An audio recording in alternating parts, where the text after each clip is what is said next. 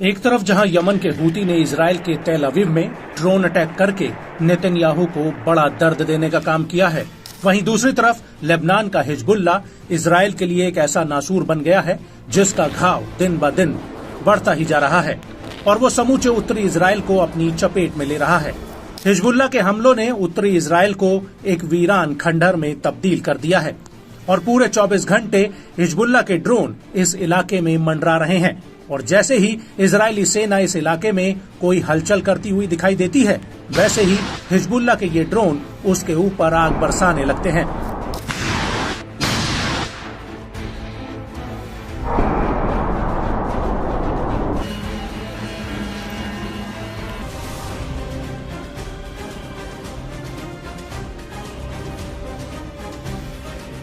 और इन हमलों के बीच एक बार फिर से हिजबुल्ला ने उत्तरी इजराइल को दहला कर रख दिया है।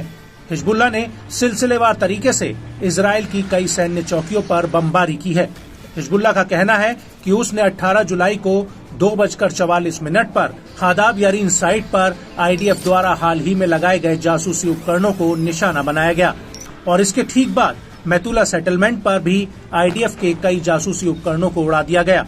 यहाँ पर हिजबुल्ला ने गाइडेड मिसाइल से एक बड़ा हमला किया है जो सीधे आईडीएफ के बेस पर जाकर लगी।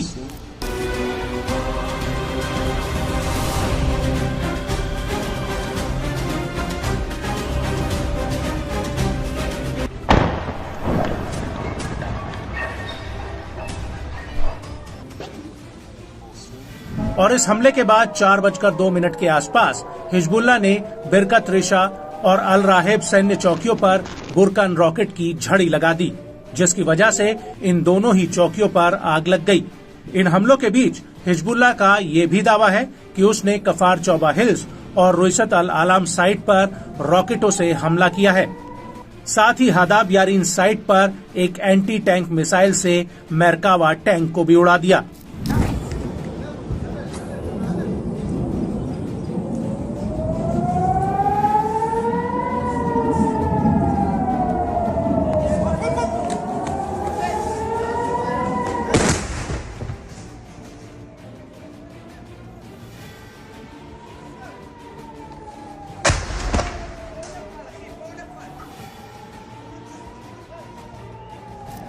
लेकिन इन हमलों के बीच इजराइल को सबसे बड़ा झटका फाइलॉन बेस पर लगा, जहां पर अभी तक हिजबुल्ला ने हमला नहीं किया था।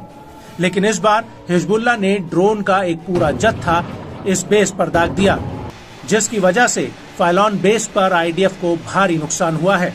आपको बता दें कि फाइलॉन बेस पर आईडीएफ की 210वीं ब्रिगेड का हेडक्वार्टर और वेयरहाउस है।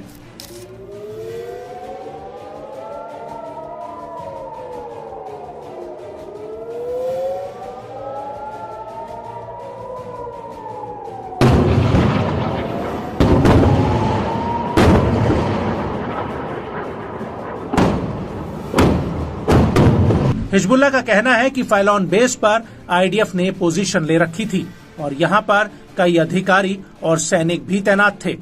हालांकि इस हमले में आईडीएफ को कितना नुकसान हुआ है, इस बात का कोई खुलासा नहीं हुआ है। लेकिन हिजबुल्ला ने ये जरूर कहा है कि उसके इस हमले ने अपने टारगेट को हासिल किया है। अल्लाहु अकबर, अल्लाहु अकबर, अल्लाहु अकबर, अल्लाहु अकबर, अल्लाहु अकबर।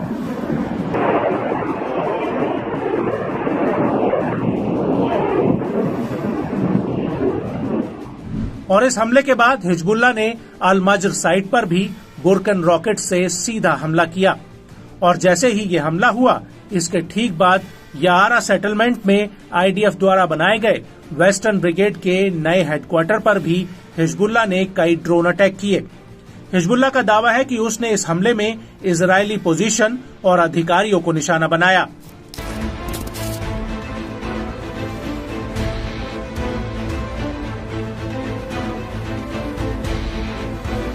वहीं इन हमलों को लेकर इजरायली मीडिया का कहना है कि रोश पिना और हाजोर हगलीलित सेटलमेंट पर 2 हवाई टारगेट्स को एयर डिफेंस सिस्टम इंटरसेप्ट नहीं कर पाया, जिसकी वजह से मैतुला समेत इन इलाकों में आग लग गई।